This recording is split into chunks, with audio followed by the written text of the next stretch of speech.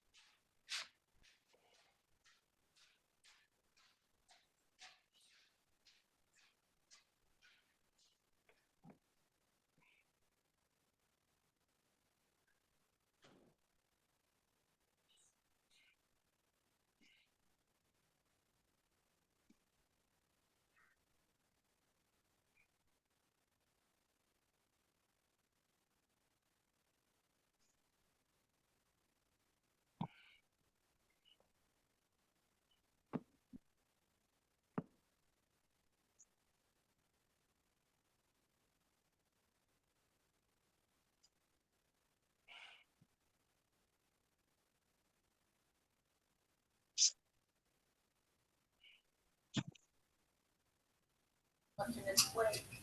Judge Beryl Howell, who was the chief judge during most of these trials and his pardons, she claims that a national injustice had happened. She says no national injustice occurred, and no quote process of national reconciliation could begin when quote four losers whose preferred candidate loses an election are glorified for disrupting a constitutionally mandated proceeding in Congress. My lead source tonight is a former U.S. District Judge.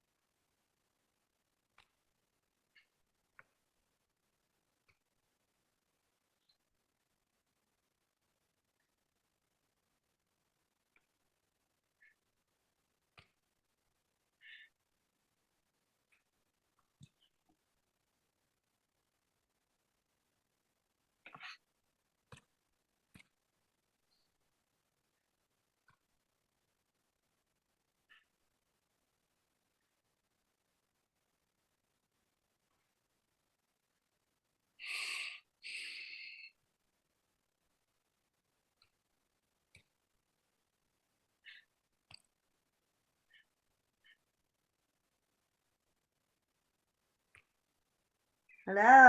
Hello? Hello? Yes. Can you hear me? We can't hear you. I can hear you, but I can't, Well,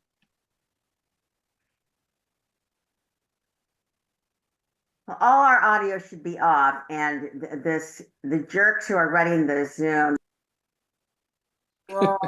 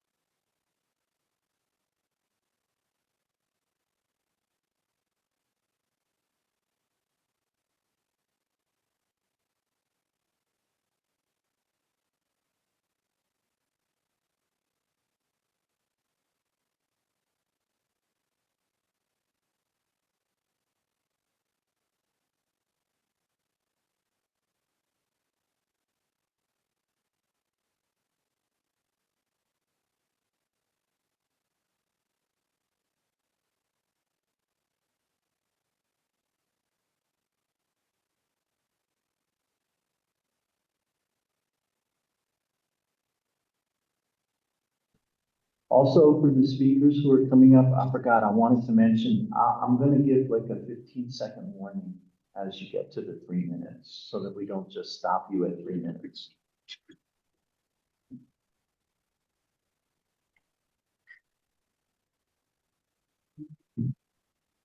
So I gave the board several questions about 2.5 weeks ago, and I finally got an answer back today at 12 o'clock. And some of them were concerning what's been going on. I wanted fact. I didn't want to hear innuendo and rumors and all this other stuff. So I asked the board, what was their limitation or authorization of monies they could spend on a project, including all aspects of the project that's, installing, purchasing, doing everything, and excluding an emergency. Emergency is a different scenario.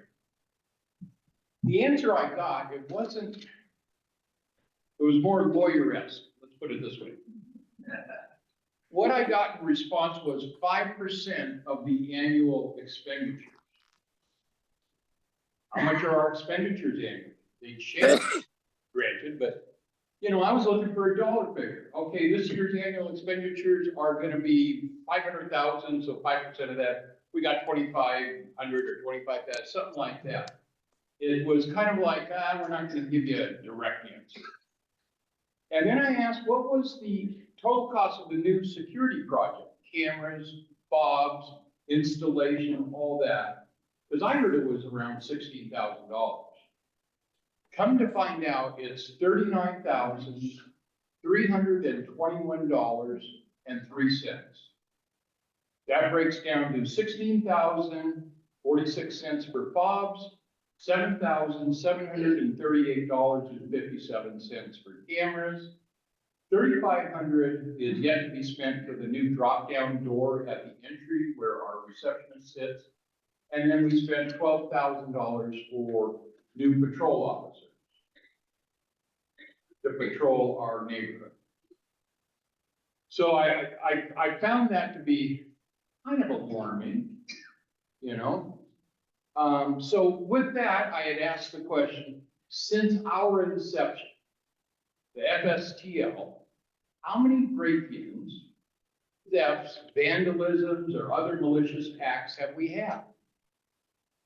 Well, the board interpreted that as the neighborhood instead of the lodge or whatever. And their response was they didn't know, and that should be a question directed to the police department. However, let me read it directly, I don't want to misquote.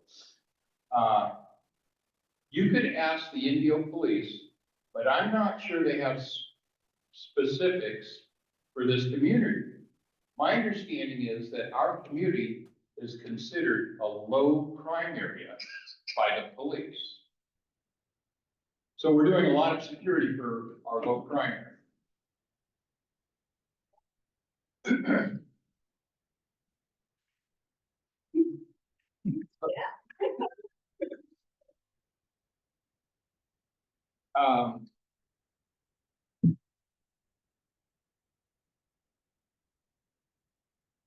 So I thought those were all interesting things. What brings me back to the first question I asked, well, what was the board allowed to spend? And it was the 5% annual expenditures. I never did the math, but I did sit down this afternoon and do the math. We have 715 homes in our area at $300 a pop. That's $2,574,000 the board is entrusted to handle. So my question is, if they're as transparent and want to be as upfront with us, this is all information they should just be disclosing straight up, not piecemeal it out. We need you to wrap it up, I'm sorry. Okay, I'll wrap it up right now.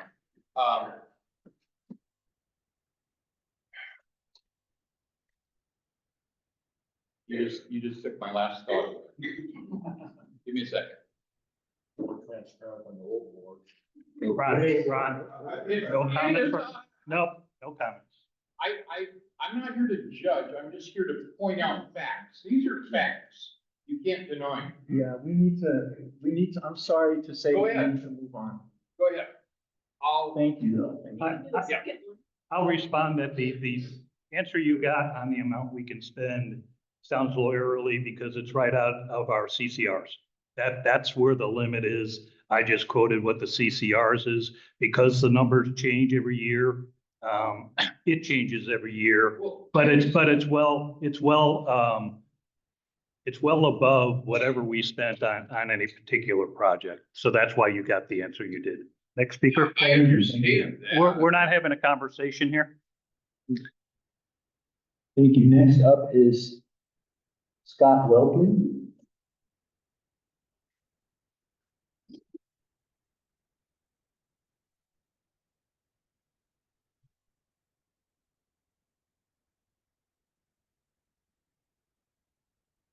Hi, everyone. My name is Scott. I've been living here for 3 years and I've tried to avoid this as much as possible, but here I am. My biggest thing is about transparency, and I've read through it quite a bit, what's going on with all the emails and all of the situations we're having. And I'm gonna piggyback off of what Dennis said here. When I found out what we were doing basically for security cameras and everything else, for having access to them here late at night, I wish someone would have said, how many people have requested this? How many? 10, 5? So we are paying an exorbitant amount right now for people that we don't know who are gonna use this. There's a couple things that are involved with this. We know what the upfront costs are. What about continuing maintenance per year?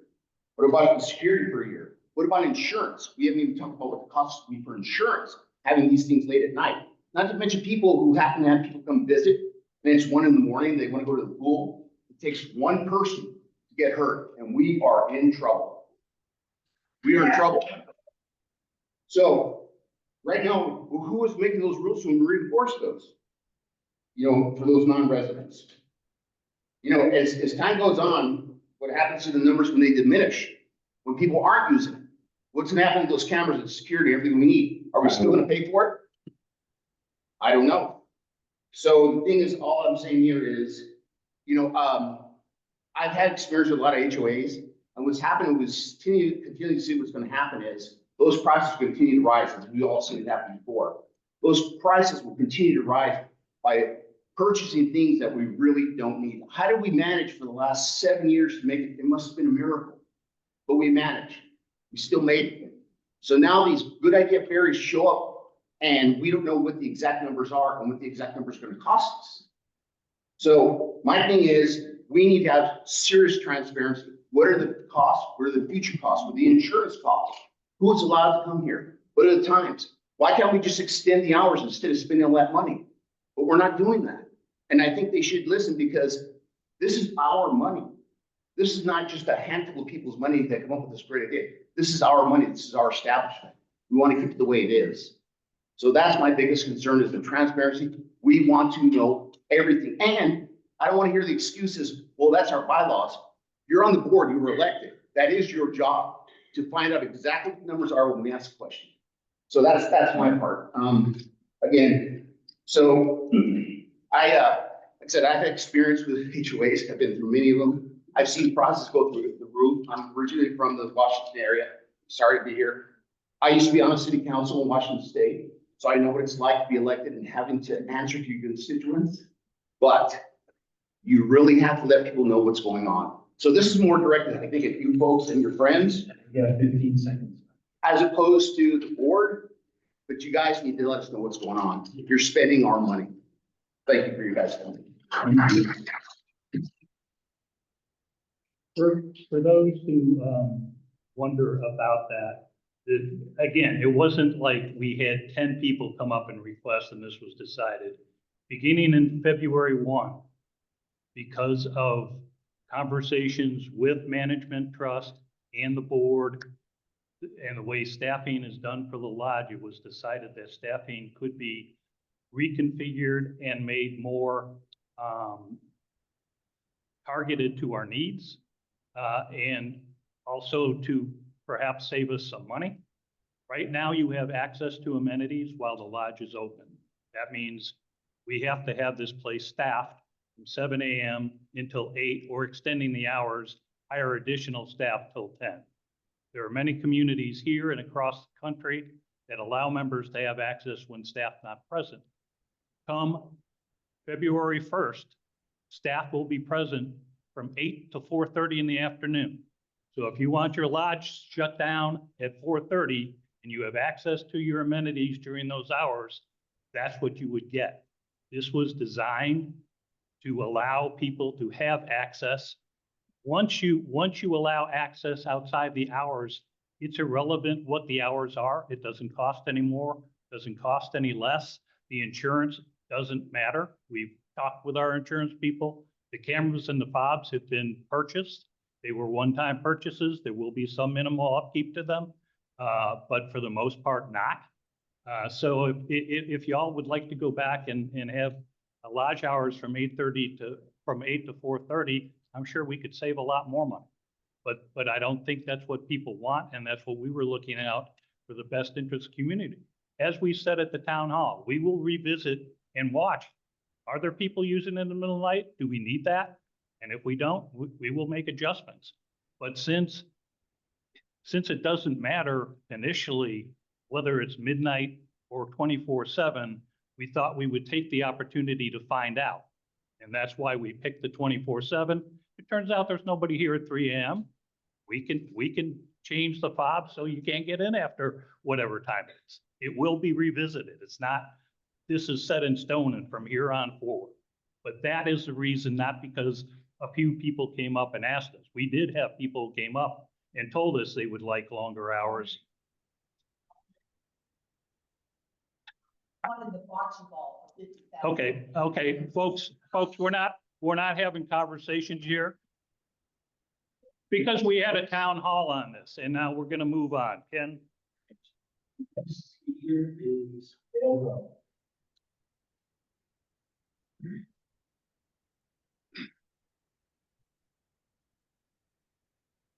Everybody. I want to basically be glad we're alive and woke up on the right side of the dirt today, okay? One thing I want to bring up is and right now my issues are having to do more with the pool and the pool situations. Number one is that, I know it was suggested by the finance committee that we open the pool the 1st of April and start the outdoor pool and start heating the 1st of April. Several reasons. One, it would give us a better financial picture as to what it really does cost to heat the pool, as opposed to waiting till after Easter. Easter falls, sometimes it's the first part of April, sometimes it's the end of April. I mean, there's a lot of different reasons. Yes, I am a Barracuda. I do like the outdoor pool. So yes, I do have a vested interest in wanting to get in the pool sooner than later. The second topic has to do with the pool and more with the indoor pool and what happened recently. As of Sunday, it was noticed that the pool was cloudy, AKA probably a chemical imbalance. Don't know if it was reported to the office or anybody at that time. I do know that at Monday morning at 8 o'clock, when we came to swim at 8:30 for our class, we noticed the same situation. It was reported to the desk.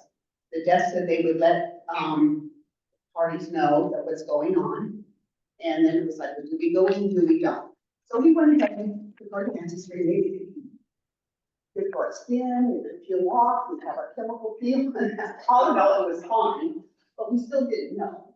So after class, I did check with the front desk and ask if it had been reported. My answer was yes, they told Robert. And that other people are swimming in it, so it's probably safe to swim. Okay, that's not a really good answer for me.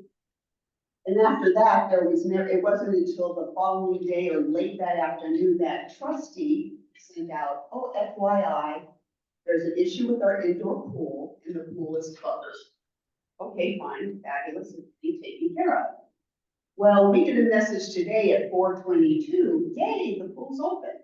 Well, the pool's been open since this morning when we came to class. When I called to say, gee, is the pool open? I was told, well, there's a notice here at the door that says the pool is open. And I said, well, that's fine, but we have a thing called trustee that we pay, what, minimum $80, or it's next to nothing, takes a button, push it, to say, FYI, pool issues are taken care of. The pool's open this morning, come and swim. You have people that have mobile issues who want to come to the pool. It's difficult to get into our front doors anyway, that they come all the way down here and have to look at a sign that now tells them the pool is not open.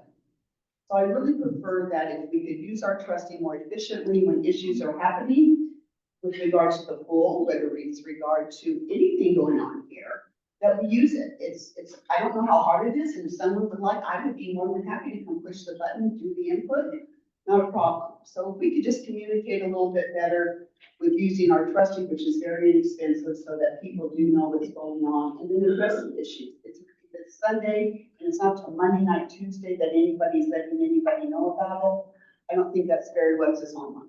So thank you. Thank you, Bill. I will tell you, stick around for for when the pool is gonna open and close. And thank you for the comments on the trustee. We will be speaking with staff. We did install, or the last board actually bought this system, and we bought the monitoring system that is supposed to be automatic. Pool chemical levels are supposed to be done automatically, but when we see things out of whack, we do need to know it, and we will talk about making sure that communication and things are done in a more prompt and manner for everyone, including the use of trustee. Thank you. Next up is Doug Klein.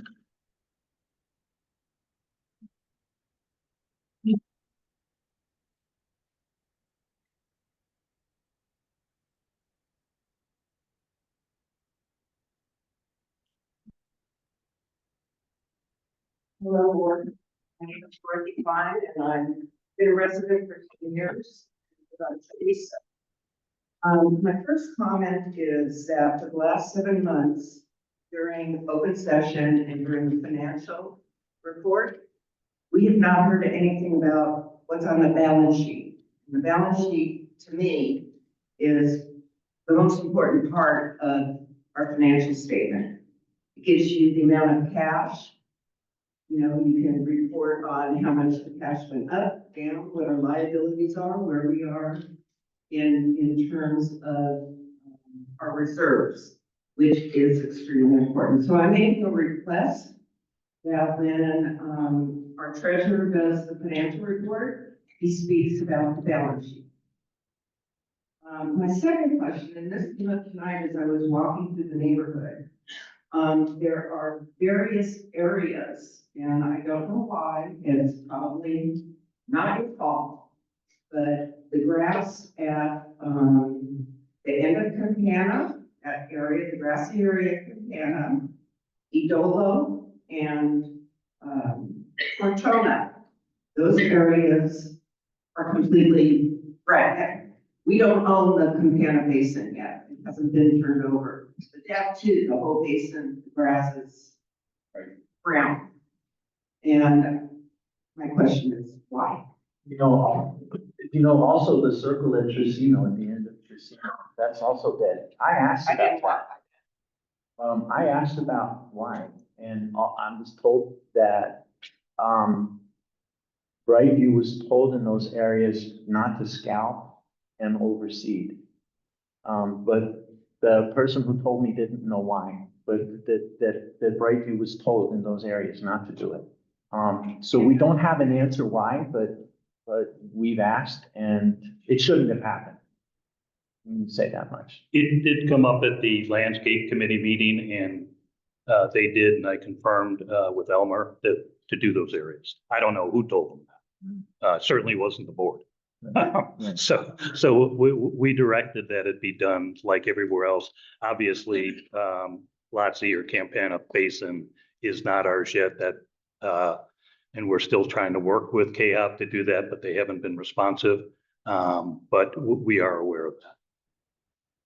Thank you. And we will certainly consider your request for future meetings to include that. I know that Joe's already got his presentation for today, but you raise a good point there.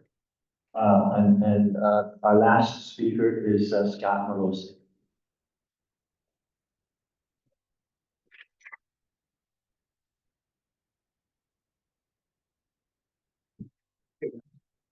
My name is Scott Lewis. I've been here for years and 4 years in March.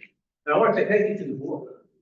Seriously, thank you. The things that you have done since you coalesced as a board, far outshine anything you've done in the past. There's no comparison. And so, when I walked in and I saw Robert sitting there with his PC in a Zoom meeting, using the camera, I was like, man, this is all headed in the right direction. We're finally embracing technology. We're fixing stuff that we should have had years ago. Okay, and even I'm a member of the finance committee. We're doing things in the finance committee that should have been done. I mean, it wasn't the finance committee. You guys, the board, you folks here, and Dan, welcome aboard.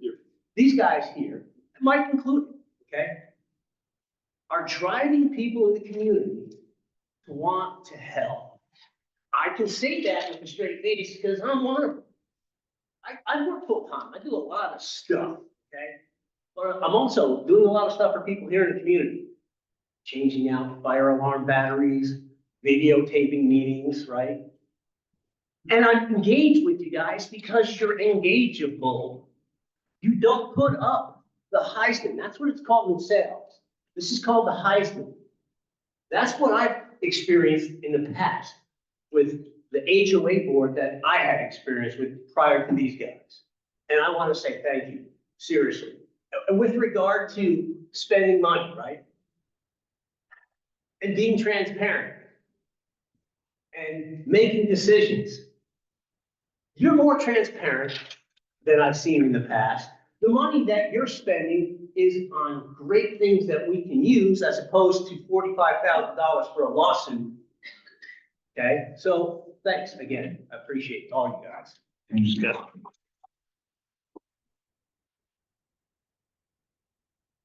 Then I will move on to executive disclosure. Ken? Board met in executive session on the 8th and the 21st of January. And we discussed a number of issues, including personnel, legal matters, contracts, insurance, as Paul had stated, compliance, including some hearings and collections. I wanted to bring up one thing that we did discuss for you all to know and be aware of.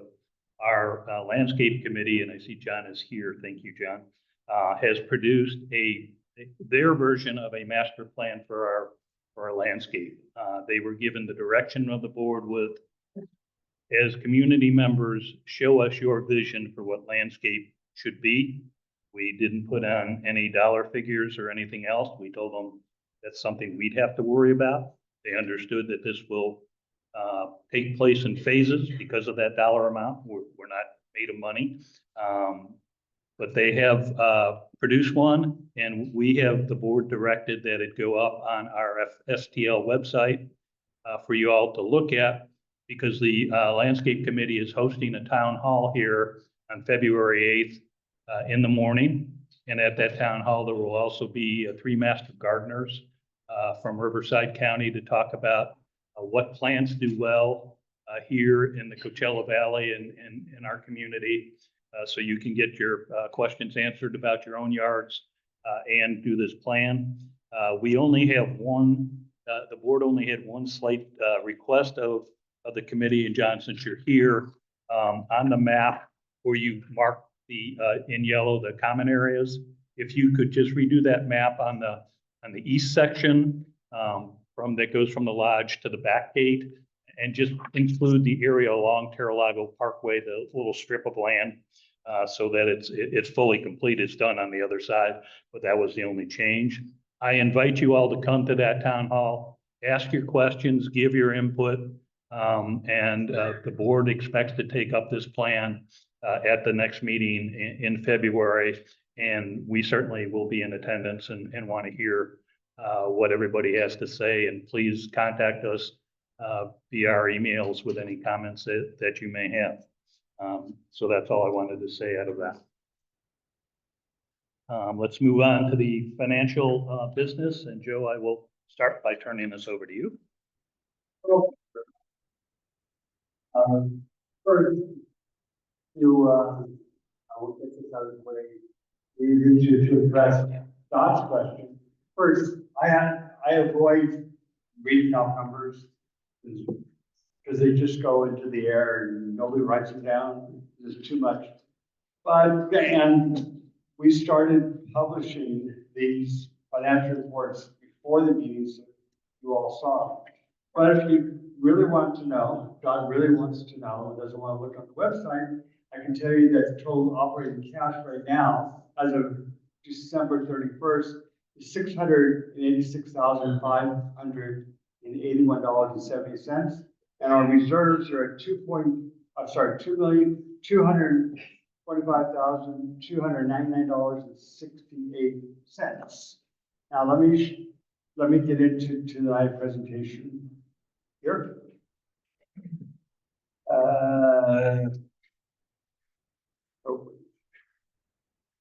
There.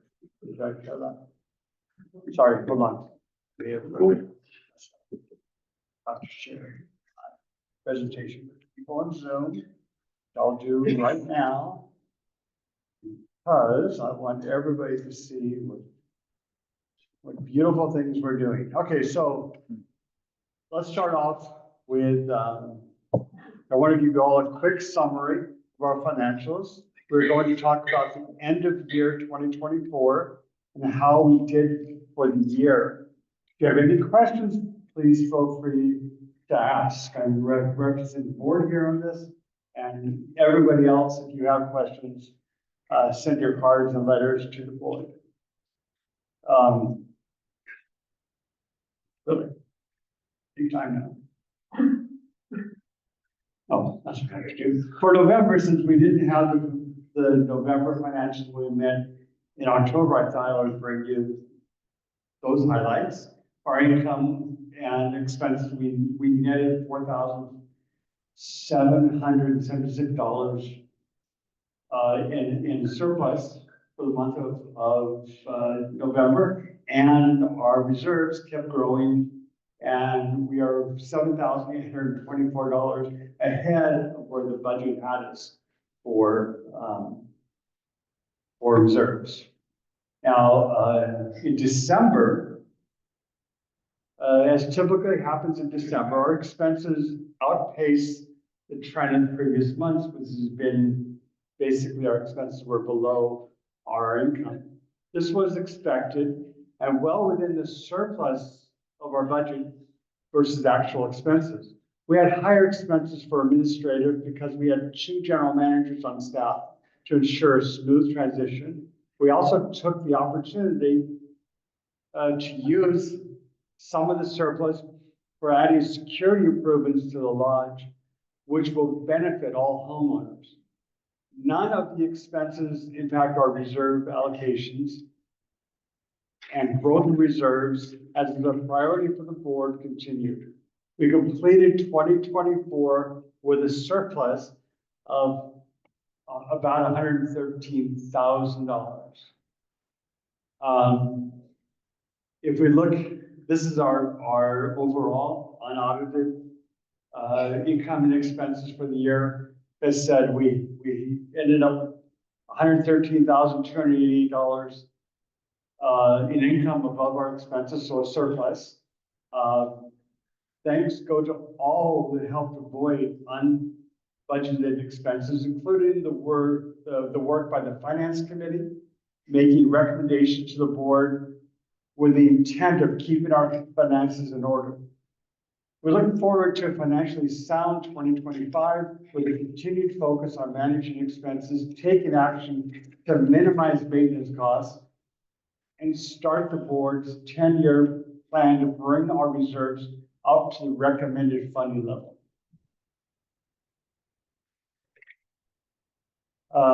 So I'm going to show you these charts. This doesn't really show you much except for the fact that our expenses, if you see in most months, our expenses were below or at income. Here we had a little blip, but that will just the 1 month in December. If we look at our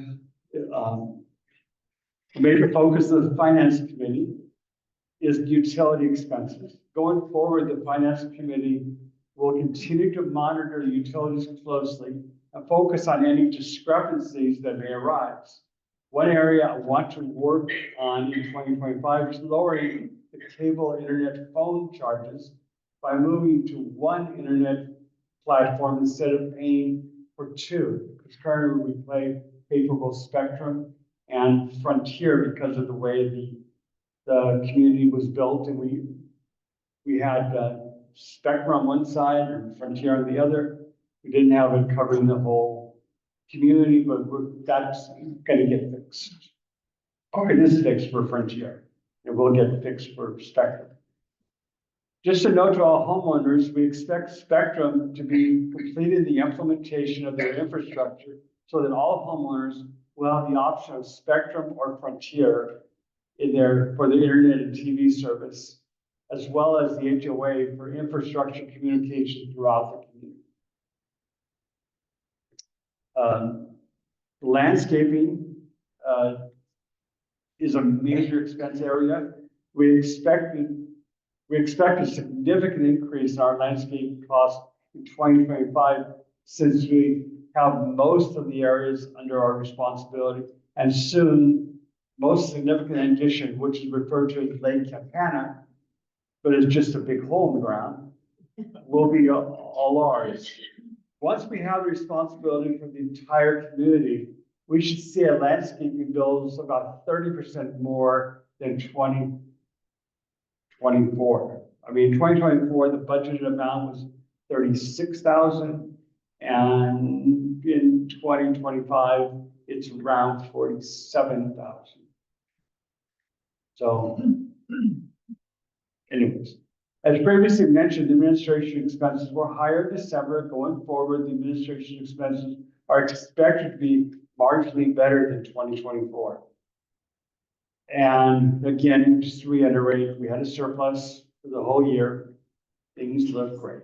Now, for the reserve, let's talk about, we've heard every month about the Treasury ladder. Now we're moving cash into it.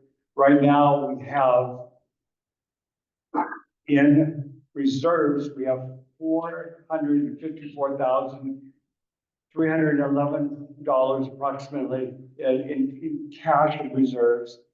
And there is $694,848 in bonds, and the rest of the money, which I don't have the exact number, sorry, is in CDs. There is an additional $200,000 going into the Treasury ladder, was previously approved by the board when the CD matures on January 31st. And I wanted to also point out that the bonds, when they mature, are automatically reinvested in the ladder. They're kind of put at the end, so we always have things maturing, rolling, and we have no gaps in investments. I need to ask the board for authority to move some more money into the Treasury ladder. I make a motion that we invest, TMT suggested we move $100,000 from our operating funds to our reserve funds. And also we have $100,000 CD maturing on February 18th. So I make a motion to the board that we invest the funds, which hold $200,000 into the Treasury ladder, with $100,000 being transferred from the operating fund now, and $100,000 from the CD maturing in February. Just for information, we currently have $212,284 in excess operating funds. That's in the Merrill Lynch side, and on the we have other accounts that are used more often for our normal expenses, and they have a balance of 300 as of December 31st. There were 336,000. So we have a lot of money in excess in operating funds. I'll second your motion, Joe. I do have a question, that I want. The money that's in cash in reserves is in fact earning interest, is it not? It is. And that interest is like just below CD rates. It's like Just 3.5% or something. Something like that. Something small. So a little lesser amount. And my second question to you is the $100,000 that management trust suggested. That is 100,000 of our 113,000 surplus, is it not? Of our 300. Right, but I mean, we had 113,000 in surplus this year. Oh, yeah, correct? yeah, yeah. I'm sorry. Yes. That's. Yes, sir. Cookie, do you have any questions or any? Ken? So did I hear you say it's $100,000 from the operating fund Yes, and then 100,000 even from a CD? yes, whatever matures. So we get the 100,000 when it matures, we've already been, and we get to realize the interest that we've been accumulating. And our practice has been when a CD matures, we move that into the treasury line, correct? Yes, well, yeah, when the CD and a reserve CD. All in favor of that motion? Aye. Anything else, Joe? Yes. But I'll try and talk. So we also have, like I mentioned, we have money in excess operating funds. And there was a CD that matured in November. I want for $50,000. I make a motion that we reinvest that $50,000 into a CD. Current rates are, between around 4%. And I want to do that immediately. I'll second the motion. Any discussion? All in favor? Aye. Okay. Two more things. I want to talk about cost analysis for 2025. We're still trying to work out the details. I don't want to give you information that we have to change. So we'll get that done soon. And lastly, I had promised the recall election costs. The recall election has cost us $8,002.35 as of now. The board, as was discussed in the December 13th open session, initially got cost estimates of over $20,000 to hold the two elections. Working with our legal counsel and inspector of elections, we were able to work out a methodology that served the community, that saved the community a significant amount of money while still following the intent of the recall petition. Going forward, assuming no additional legal challenges are raised, we anticipate possible extra mailing costs. But like I said, we've spent $8,000 so far. And if there's no questions from the board, that's all I have. Then I would make a motion that we accept the financials for November and December, pending review by the CPA. Is there a second to that motion? I second. Any further discussion on that? All in favor? Aye.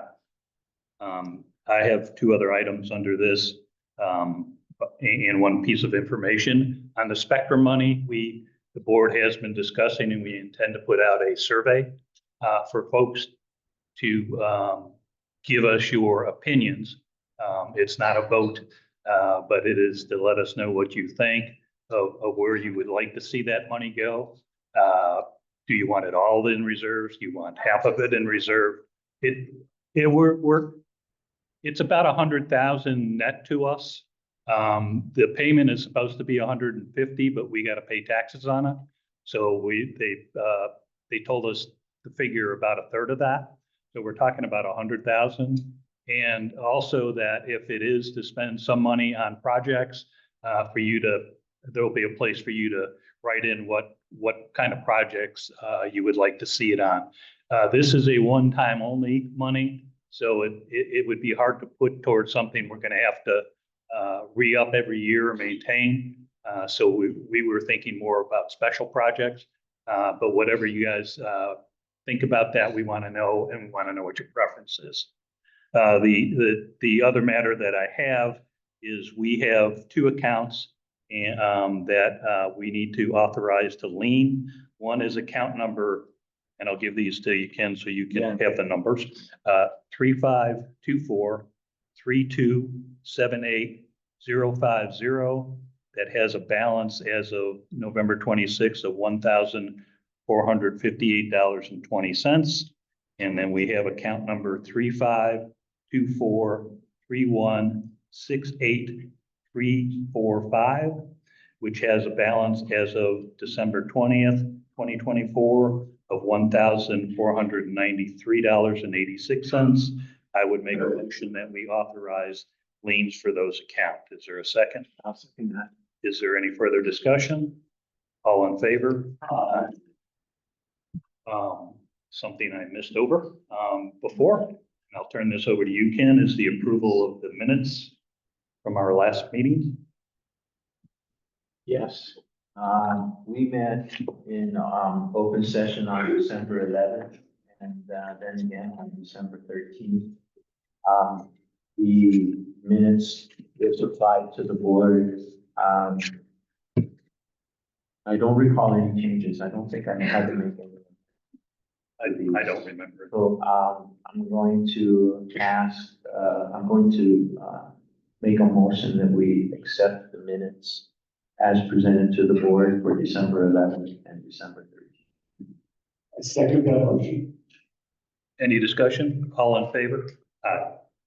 And I would like to add a couple of things. Sure. Put it in the discussion. So after these are approved by the board, they go onto the website.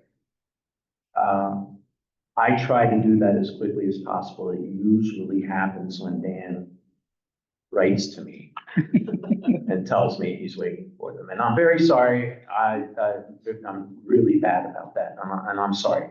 I would like to say that if you are interested in seeing the minutes, you are certainly, you can certainly ask for them, and I will send them to you before they go up and before they're approved. You can see a draft copy. You do not have to wait if you're interested in seeing them. The state law allows us to do that. And just remember, they're a draft copy, and so if we do see mistakes in them, they could be amended. Yes. He's pretty good at it. So. Thank you. Let's move on to committee business, and first up, turn that microphone, Cookie, because I understand you have an update on committee members for the ad hoc bistro committee. Right. Good evening, everyone. First, I'd like to start with our bistro committee. We've had another interested homeowner who's joining the group, and that's Cindy Smith. She was approved by the board. Welcome, Cindy. We know you have a lot of good ideas to bring us. So welcome to Cindy. So Vince, you can put her on your roll. I will speak with you, and you also have updates on our gym ad hoc. Right, the gym ad hoc. And thank you, Robert, for bringing this up and starting it about 2 years ago. We never did get it on the move. I think now we have wheels. And we're going to start rolling here with the gym. And so we have 2 new members that are joining us, which is Paul Afano and Margie Nagata, who have joined. I also have paperwork that I just received from Keith Lynch, who wants to join. And so we will be reviewing his, and Robert, I believe, has another. So right now we have that. I do have 3 possible maybes that I think are real strong. So I think we're going to be starting with a pretty good group that we will be reviewing the gym. We'll be going over that area, looking at our inventory that's in there. We will be doing a report to see who's using what equipment when and for how long, just to see if the equipment is being used as currently in there, followed by a survey in showing what equipment would be requested to bring in. Like some people have told me, I know period, we don't have like enough leg machines. So one thing would be like a leg press. I know a rowing machine. You know, some people say we have too many treadmills or too many ellipticals, and they would like to see something else because a lot of people are into toning and weight training. So those are the things we're going to look for, and we will look at leasing the equipment. So that way, if it breaks down or anything, we can get it fixed at a minimal cost and or upgrade or change out, swap out equipment that's really not being used as much or as well as what people have wanted. So we want to make it as streamlined as we can. So if you're interested in joining our gym ad hoc or the bistro, just see Vince for the bistro. We're just starting with the gym. I'm the liaison. So we will be selecting a chair in that group. Thank you very much. Thank you, Cookie. Look forward to approving the new members when you get them.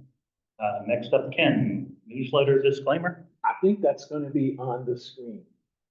Am I correct? Yeah.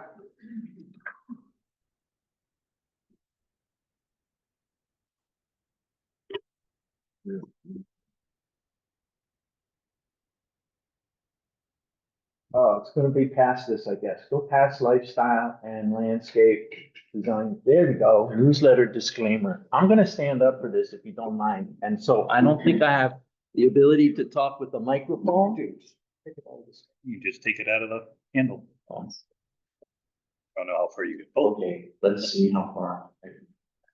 All right, so we want to add a disclaimer to the newsletter to protect us. And this is the one I wrote. I'm hoping that I can get some variation of this approved by the board.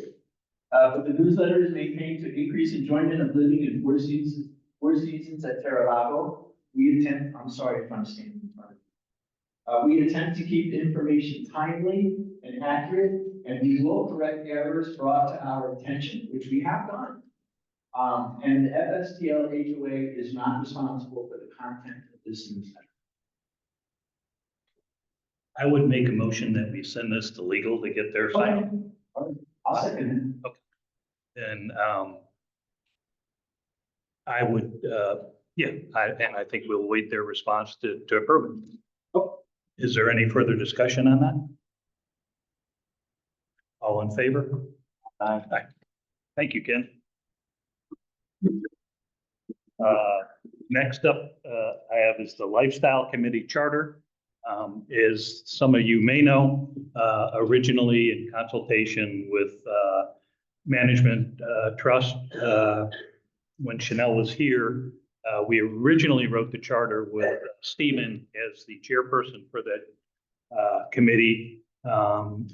We've had some opportunity to watch that work, and after consultation with management, including Stephen, it was decided that he would rather not be chairman. And that seems to be endorsed by everybody and in keeping with, because that was the only committee we had in which management staff was a part of officially. We have Joe drafted a new charter that is circulated to the board, redoing that charter to remove that as a condition. Joe, do you have a motion regarding that? I'd like to make a motion that the board adopt the revised lifestyle charter. I'll second that. Is there any discussion? So what is Stephen's role? Stephen's role would be the management liaison, the person that is, will work the lifestyle committee, make arrangements for events. He will be assisting. However, there are limitations. They can't order him around as their personal lackey to protect his status as an employee. All that is addressed in the charter. And again, this was in consultation with management to make sure that we had it done the way they wanted, but to keep full owner control over the committee. All in favor of that? Aye. The last thing I see on here is a safety committee request, and in our packet, we had a request from the safety committee that we discussed in the executive session that was for some vests and hats, which the board denied. But also, this is really from the emergency preparedness group. And they had requested a pack of 4 ultra trainer for the AEDs. And what it is a pad system so they can train people in the use of the AEDs. And after discussion with the board and the fact that some of the fire companies and that will provide training for free, we wanted to get some more information about that. So we have tabled this request until our February meeting, or I'll actually formally make that motion now. I request that we table this to February so we can obtain the information. Is there a second to that? I'll second. All in favor? The last, this is really a club request, not a committee. And again, this was something we discussed in executive session, and I'll ask the board to approve this now.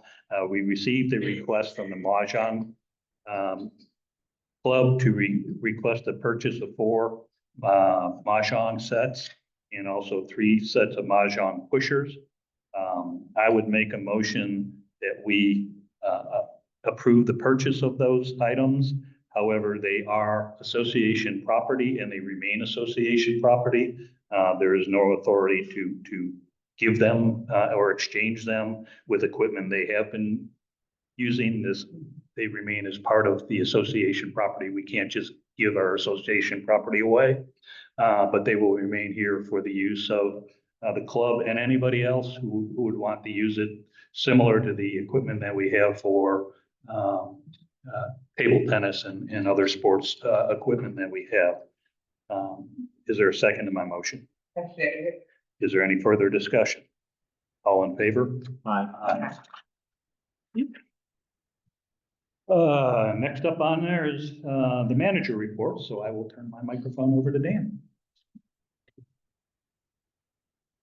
Robert's coming up right now to speak about the manager report, but I will say one thing in terms of the communication about what's going on out in the community. I am fairly new. Robert's teaching me about the Dex Trusty now. I didn't use that in my last property, so I'm going to learn it real quick, but we will make it our priority to get more communication out through Dex Trusty or constant contact about what's going on in the community, about some of the updated projects, and Robert will speak to some of that right now. Thank you, everybody. Thank you for staying this late. A couple of things I want to touch on before I go into this. Dale, I want to let you. Oh, you were absolutely right. Nobody told us about the football on Sunday.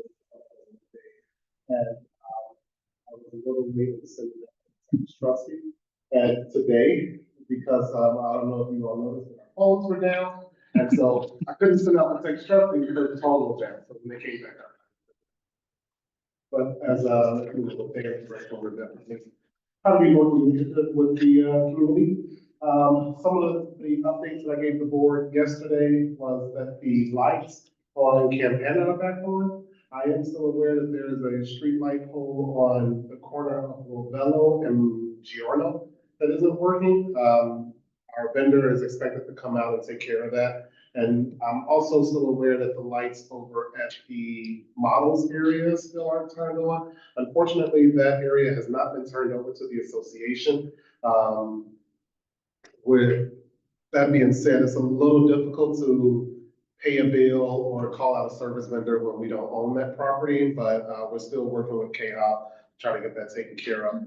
I know that you all noticed the new stone on the back gate. Yay for a new stone, but it doesn't match and it's not the right size, so we're gonna have to get that taken care of as well. There were new gate arms installed on the front gate, as well as some new foam. So hopefully nobody's tailgating in, but if you are, the foam will protect your vehicle. I'm trying to think of what else.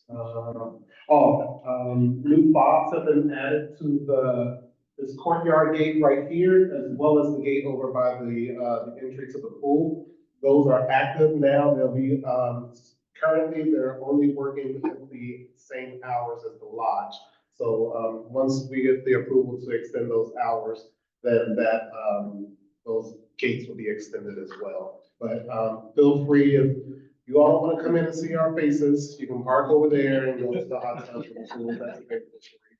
Also, I'm waiting on a part for the roll down shutter.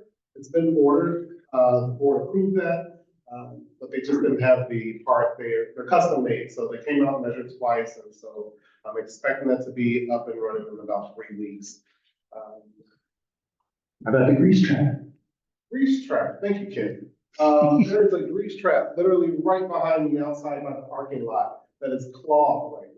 And I'm not sure why, because we don't cook in the kitchen. It's probably been there since the last time we used the kitchen. So I don't know if anybody's ever noticed the smell sometimes near the salon or in the bathroom. I think that might be the issue. So company's coming out tomorrow to unplug that and hopefully relieve that smell. I'm also meeting with a couple of board members and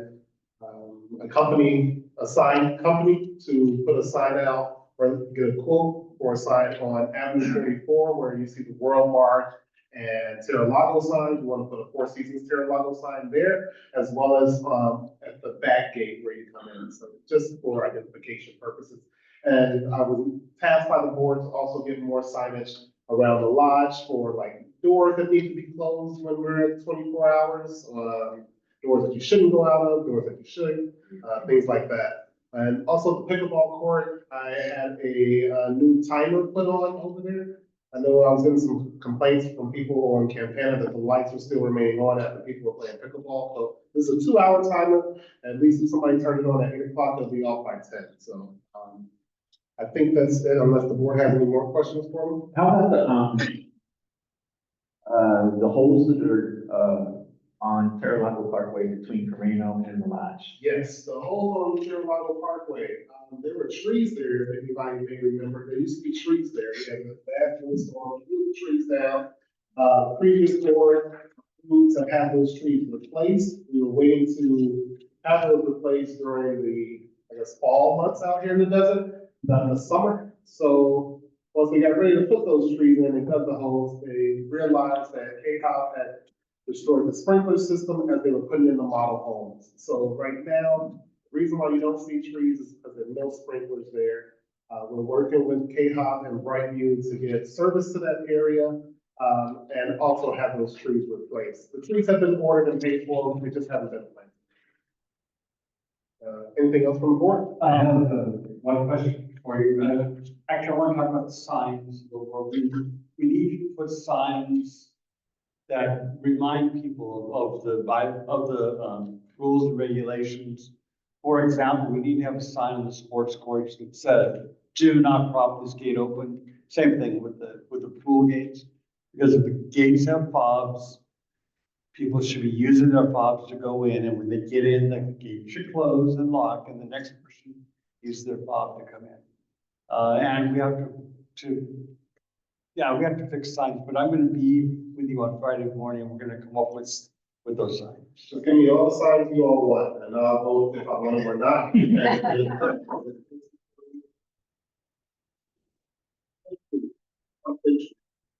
That has a bad striker. I'm checking to see if it's still under warranty so that can be replaced.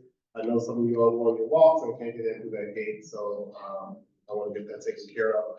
Now, and the PA9 gate, the reader for your Sierra tag. I think people who live at PA9, your current Sierra tags are working. We did order new tags because people just need them, we just order them. But those new tags that we ordered don't seem to be compatible with the reader. So I'm working with our vendor and our internet service provider to make sure that that gets updated. I think that's it. And the only other thing, along with the trees, there is some, you're working with KHOP about the landscaping in that whole area. Yeah, landscaping, I know it's a bit unsightly. It is the property of KHOP right now. The board has not been turned over to the association. So we are working with, Brightview has presented KHOP with a quote to get that area landscaped. All right, thank you, Robert. Can I just say, this is our first meeting in January. And so I wanted to say that was our assistant general manager. Yeah. That's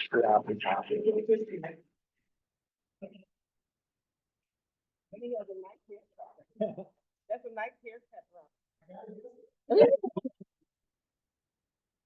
Next up on the agenda is the, regarding the annual and special meeting recall elections. First up, I want to bring up the Meet the Candidates Forum. Before I make a motion on that, I want to let you all know that I've reached out to Eric Kilbo. He has agreed to be the MC of it again, as he did last year. And we intend to work with him to see if there's anyone he would like to work with. But we expect it to be very similar to last year. He already has a website for submitting questions. We will get that address to Dan so he can go out and e-blast so y'all can submit your questions that you want for that. The ballots go out at the end of February. I believe it's the February 25th is when they're due to go out. So I would make a motion, and I believe Robert is already working to try to find us a date. But we hold it the week of February 17th. And once we have an exact date, we can pin that down. Or do you have one? I think it's gonna be February 18th. Okay, That's a Tuesday. then I would make, And I think at 5.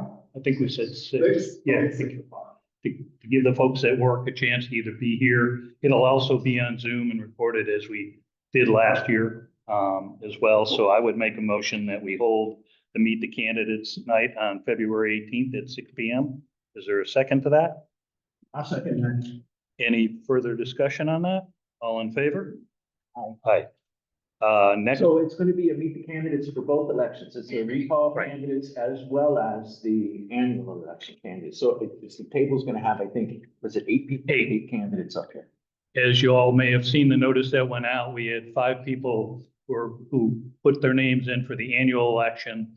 Those 5 are also in the recall election along with 3 other additional people. It didn't make sense to hold 2. We're just gonna put everybody here at the same time since you all have to vote on both elections anyway, when you're filling out your ballots. And speaking of that, the board yesterday had directed Ken to work with Dan to produce a video that will go up on the Four Seasons website regarding how to fill out that ballot. Dan will be the one narrating it. We wanted to have it completely neutral on that, but I will be expecting this to be on the agenda and well, actually, I would move right now that we get that put up before the ballot goes out, since I'm not sure what our meeting date is in February to deal with that. So let's just deal with it now. I make a motion that this video be produced and be put up on the website before the ballots go out. Is there a second to that? I second that. Any further discussion on that? All in favor? Next up is pending turnovers. Is there any information on that, Dan?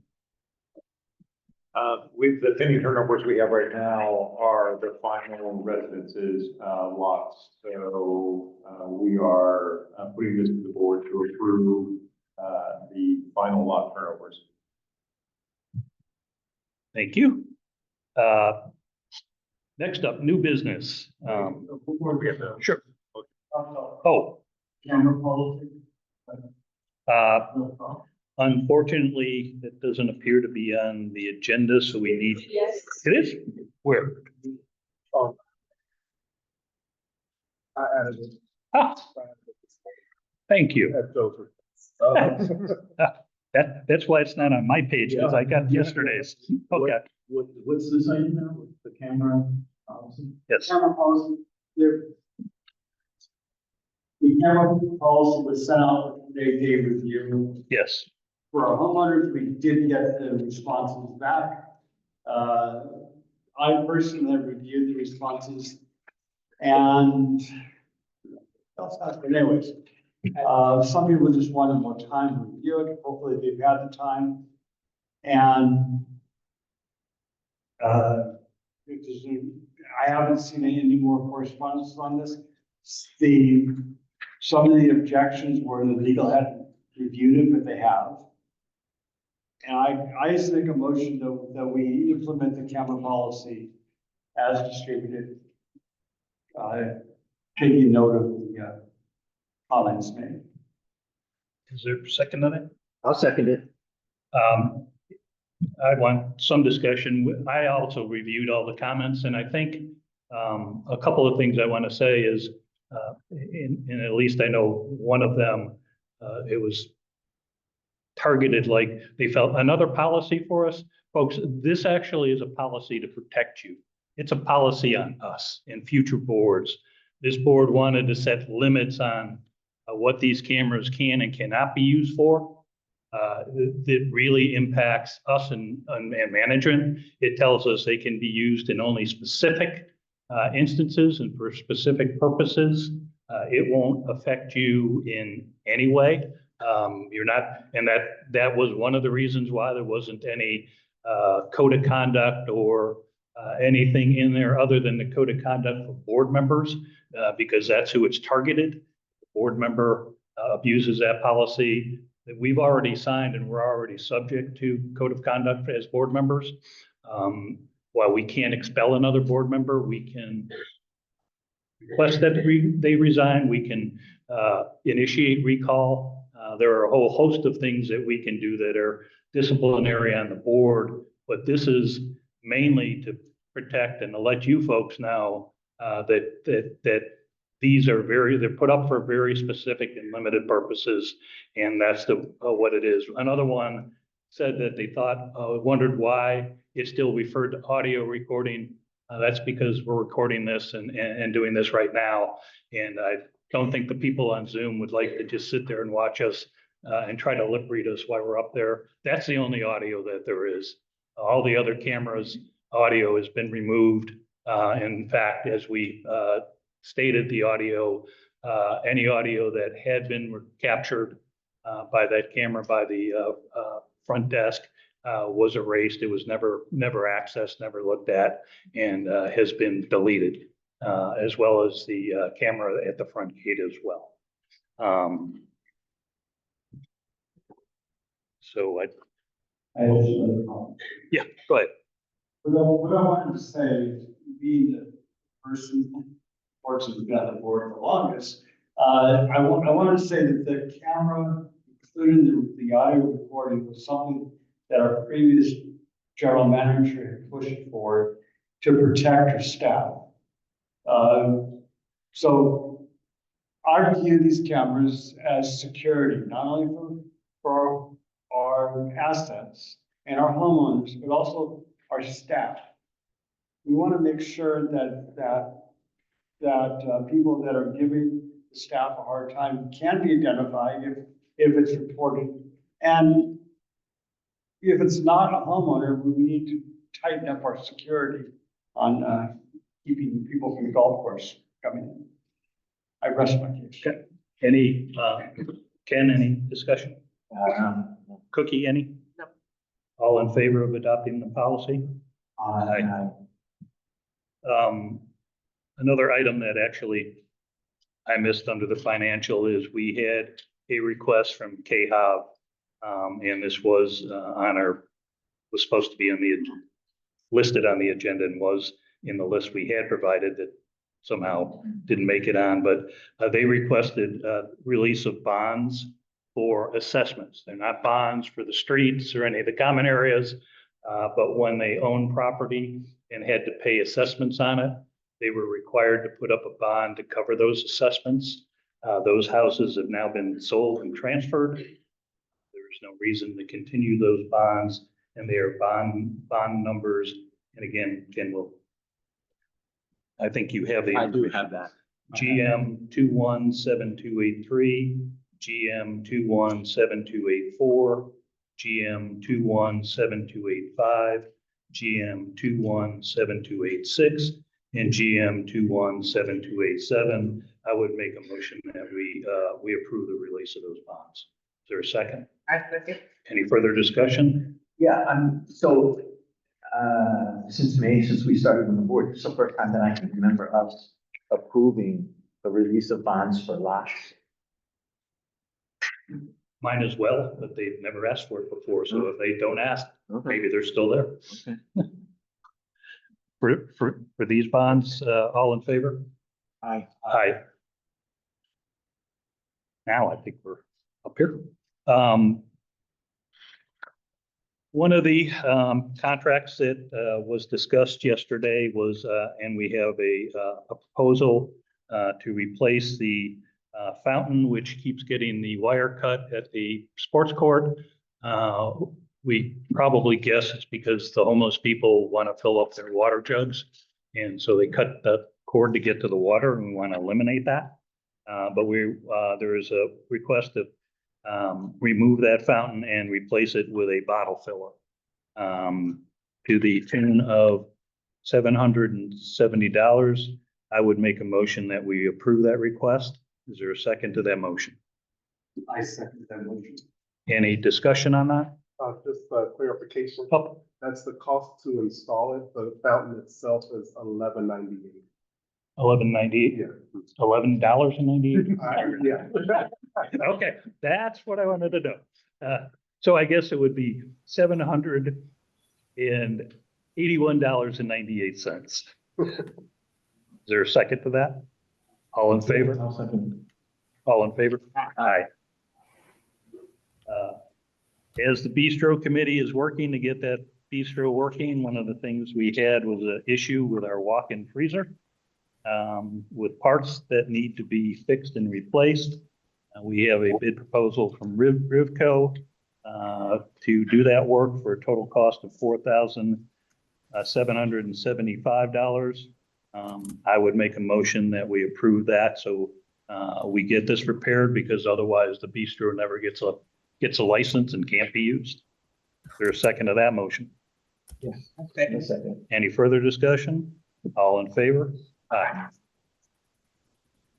We have a couple of landscape proposals from Brightview.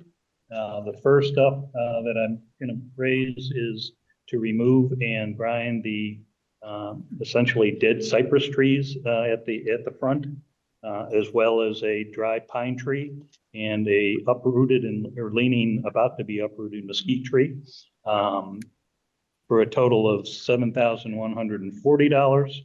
I would make a motion that we approve that. Is there a second to that?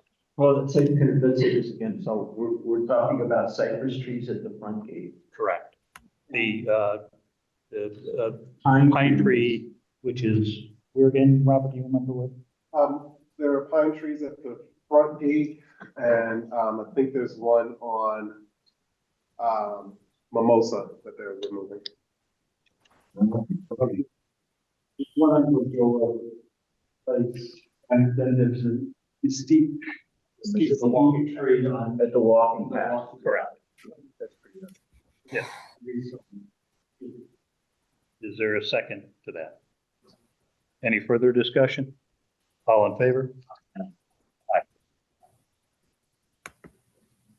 Next up is what I call the Sahara Desert, behind the spa, on the hillway, for the houses that back up. I can't remember the name of that street. Colnago.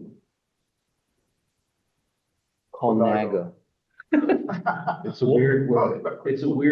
What he said. Colnago. Yes. It is to adjust the irrigation and install 75-gallon Carissa plants.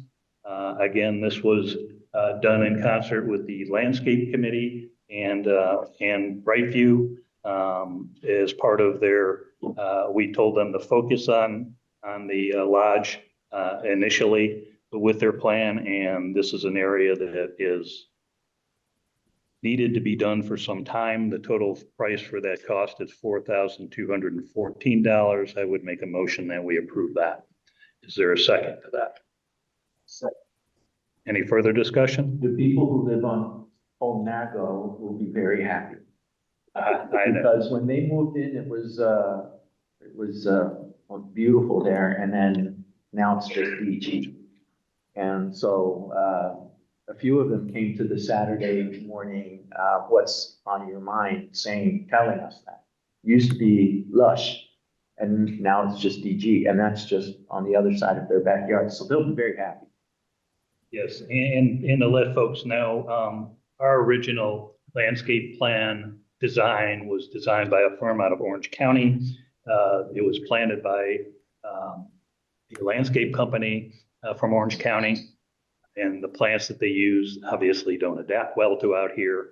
We are using bigger plants that should last and plants of the type that are common and thrive in the Coachella Valley. So we're hopeful that this will bring the change that we need. Any further discussion on this? I want to make sure to do this. Right, we will be having feasible basis for the water to catch. Correct, yes, Especially on the hillside. correct. That will be part of the instruction to Brightview, is to not have rivers running down the sides and catch the water so the plants can actually use it. With that proviso, all in favor of this motion? Aye. I say the best one for last, folks. Our fountain on the wall out there, we have a proposal from Brightview. That thing hasn't worked in I don't know how long. We have discussed ways of trying to address that area. And the advice has been to convert that into a planter with plants and rocks and irrigation.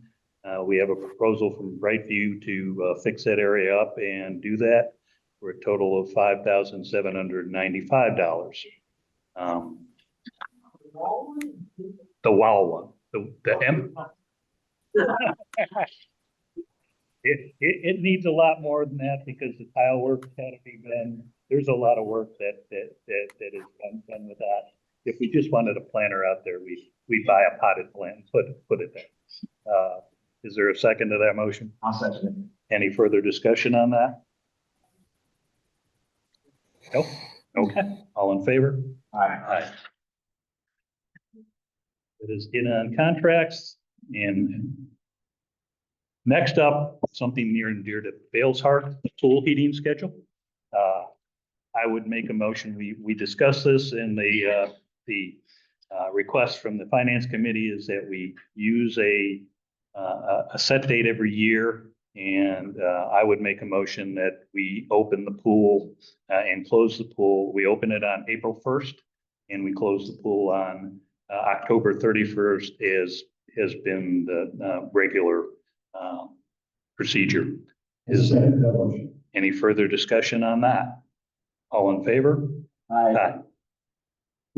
The next one up is I want to bring to the board's attention from the landscape committee, and I will pass around. I don't have it with me and I should have gotten that to you. So I'm going to make a motion to table this, but I want to talk about a turf conversion rebate to let you all know. Currently, the Coachella Valley Water District has a program in which that they will pay for you to convert areas from grass to more desertscape. It isn't just rocks. They do require some plant material in there, but they are designed for things like the basins that we have. I believe it's a couple of dollars per foot, but there's more detail to that. Right now, it's a they pay as they go. They have when they use up the money, they've generally been renewing it. It is my understanding that in the probably not too distant future, they are going to turn that into a mandated thing, and the rebate is going to go away, and we'll just have to eat that cost and be required to do that. So I would like the board to consider finding areas that we could take advantage of the rebate. Since we're eventually going to have to do it anyway, we might as well get some of the upfront cost. We do anticipate grass is pretty to look at, but expensive to maintain besides the mowing and the water use. And we need to save water, which will also save us money over the long run. So we will recover a lot of our costs and hopefully have savings in the future. But this is something seriously we should look at why the rebates available. Again, I will make sure that you have the information about that and would ask you to read that and be ready to discuss this at our February meeting. So I will move to table this topic until the February meeting. Is there a second to that motion? Second. Any further discussion on that? All in favor? Aye. Joe, the next one was at your request. Constant contact billing. I think that was my Oh, request. it was your request? Yeah, my request. Well, yeah, we need to change who the billing is, the name, but I can't do that. So it has to actually be done by, someone in management trust. Yeah, so we need to change who has access to constant contact and who is the billing contact. So are you asking us to make a directive to management to do that? Yes. I will second that. Any further discussion on that? All in favor? Aye. Who should be the, Dan. Dan the man. Yeah. Yeah, it's under managementtrust.com, domain. Next up, I believe this one is at your request, Joe, but I think we've already handled it, assembly room locks. As I recall, Robert, one is now installed. Got it tomorrow. Oh, that's right. Do you wish any further discussion on it? no, I'll check it out. Thank you. I hope we're gonna, if it's really high, I hope we put a little ladder there, so if I can get up. We'll see.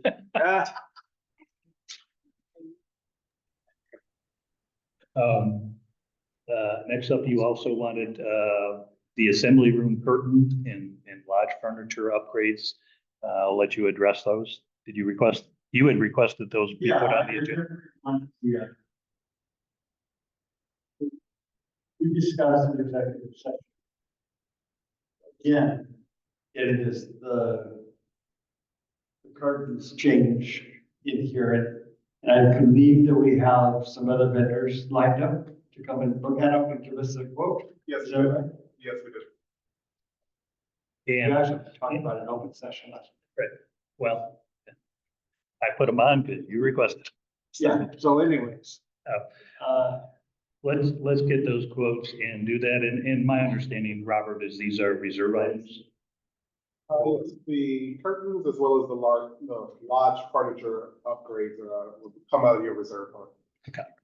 And the intention is the lodge furniture is going to get recovered, not replaced, for the most part, right?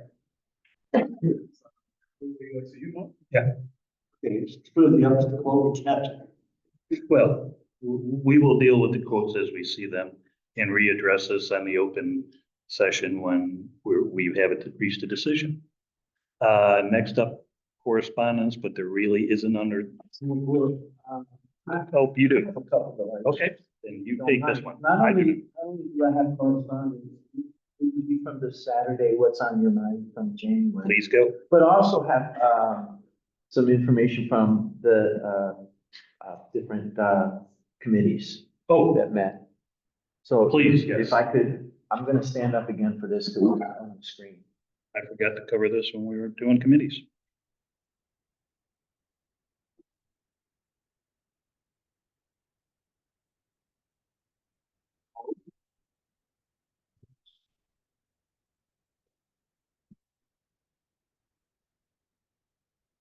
Okay, what's on your mind in January? A number of things came up. We had someone who asked to consider term limits on committee members or committee leaders, so that we could get the blood in different committees. I do believe that each charter states that, committee members are serving for a year at the board's, discretion, and, so each annually, each person is supposed to be, voted on. And able to negotiate the spectrum. Each way to negotiate the spectrum, offer a price package for all homeowners once they're available in all of it. I think that's a really good idea. Maybe we can negotiate with that. To offer some type of package to people who already subscribe to Spectrum. since you're gonna be offering both of these type of, a deal to. And I will say, Ken, as part of the contract we signed with them, they are supposed to sort of give us a fair and best pricing for people who use their services was part of their contract for that. It isn't, if we negotiated and made their services part of a bundle that everyone would have as part of your HOA dues, we are tied to them for 4 years. At this time, the board has no interest in undergoing those negotiations, mainly because I don't want to get a call on Saturday morning because you can't watch TV. But they are supposed to for individuals who want to use their services. They have promised in the contract to give their best and fair pricing.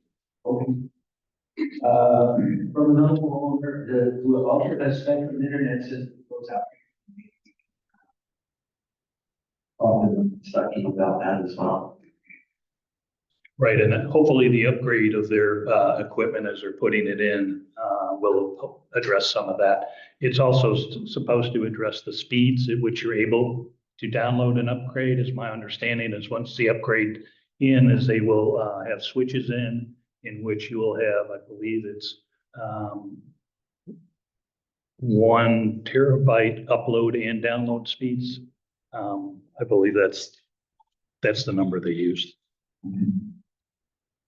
In Fox, we saw that the restrooms at the sport courts, they have the issue of this.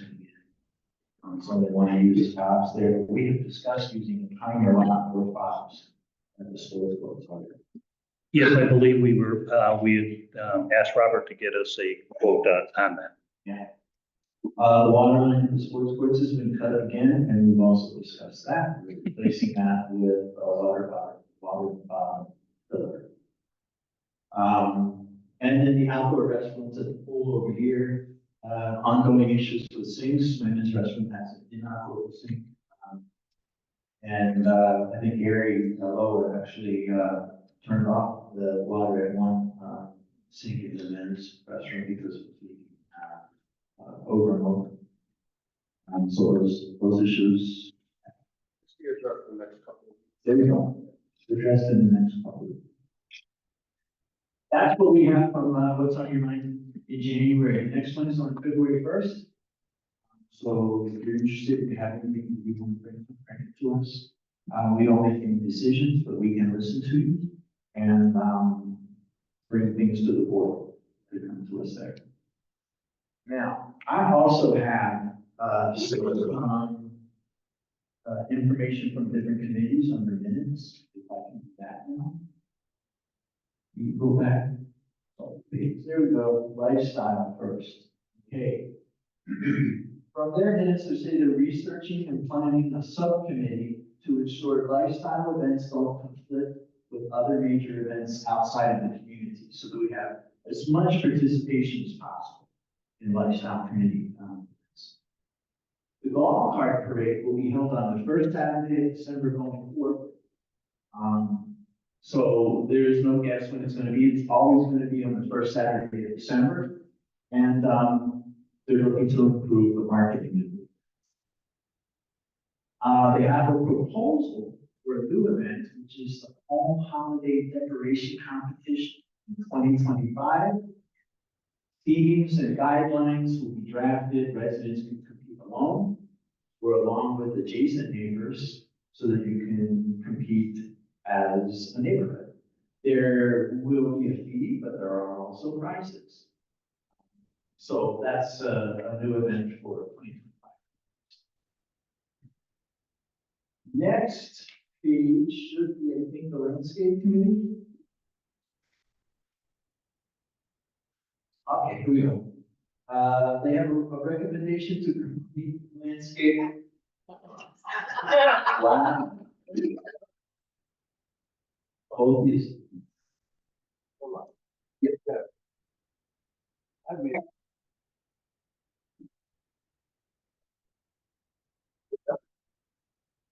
Recommendation to complete landscape. IWA lot where rock is needed to the road. 2 we did, and we are seeking permission from the owner of that property to do so. We don't expect he'll object to us making it look nice out there. It really doesn't affect the inside to the gate, but technically we would be trespassing to just do it. So we want to get there okay. This was missing, many plants, there's, I think plants that died over the last few years were never replaced. They're looking to make some alternatives, for example, using rock instead of plants. An update on Lot Z, the Camp Basin was requested. Many of the plants there in Lot Z are dying. And, you know, that wasn't scalped and overseeded because it's KFUB's property. So the grass at the bottom of the basin is just this age. They're talking about a possible memorial garden or a meditative path near the Bocce area. So this is where we currently have shuffleboard, right? That area where I don't think anyone uses that. So this is being discussed as a possible alternative. And I believe this is another item that will go out to the members to get your input on what you think of the plan. The plan has been sort of drawn up. We're awaiting a map rendition so you can sort of see what it looks like, and then send this out for you all so you can see it and sort of give us your feedback on it. Next is that Brightview provided a quote, which we approved tonight, to convert the courtyard fountain, which is in serious disrepair, into a plant camp. And personally, I'm very happy. I like we changed that. And the landscape committee is putting together a presentation. We already discussed this earlier. Updates at a town hall on February 8th. And the next one is design review committee. Here we go. There was a denial for almost always things are approved in design review because you have to follow guidelines. There was a denial for a material mesh screen. You know how people put metal mesh screens on their gates. In this case, homeowner wanted to put one that's made of cloth material. And it was denied because the committee felt that the material could degrade over the course of time with wind and sand. And so just decided to keep the rules the way they are and not allow anyone to install a material or cloth mesh screen. Then there was a request to install permanent lights on the roofs. And this is meant for Christmas lights, so that they don't have to be taken down, and you can't see them on the road or walking by. It was tabled because the committee wanted to get more information, but this is certainly a possibility in the future, and your lights can stay up all the time. I think that's the end. The next thing, yeah, that's it. That's it.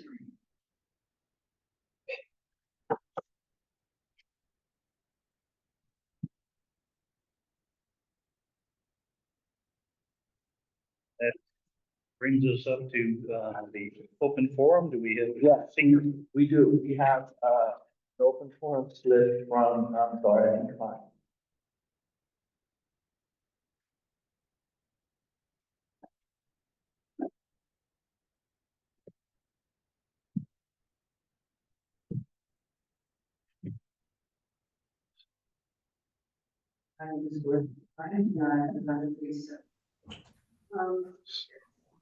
My recollection and understanding that if an item not on the agenda, it should not be discussed nor voted on in open session.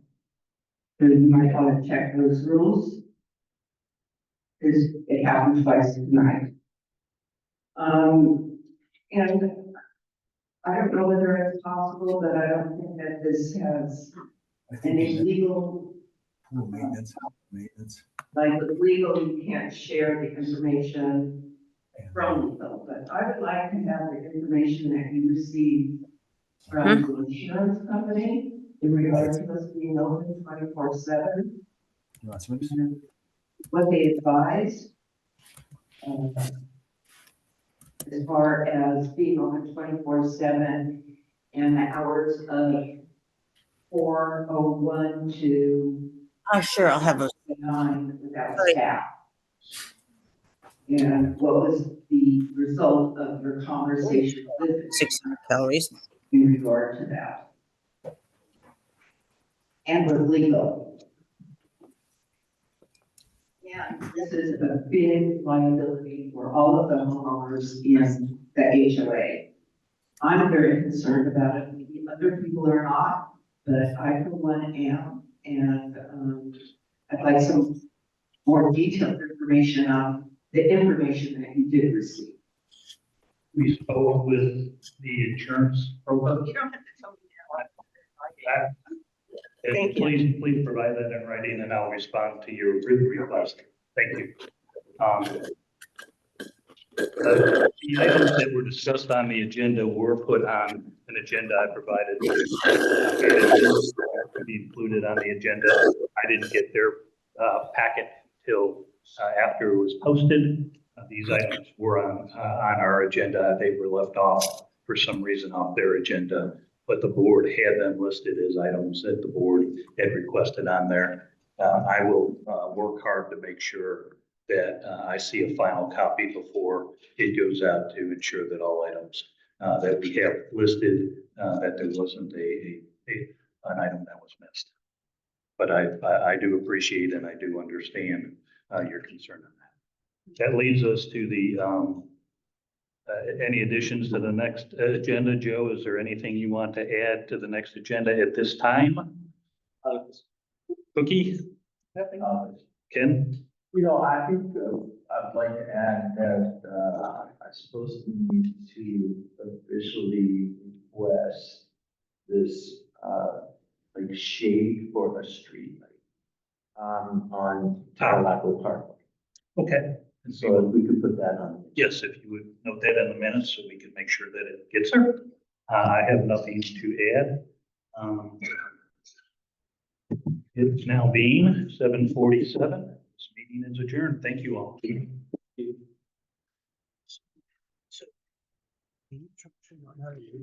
for that.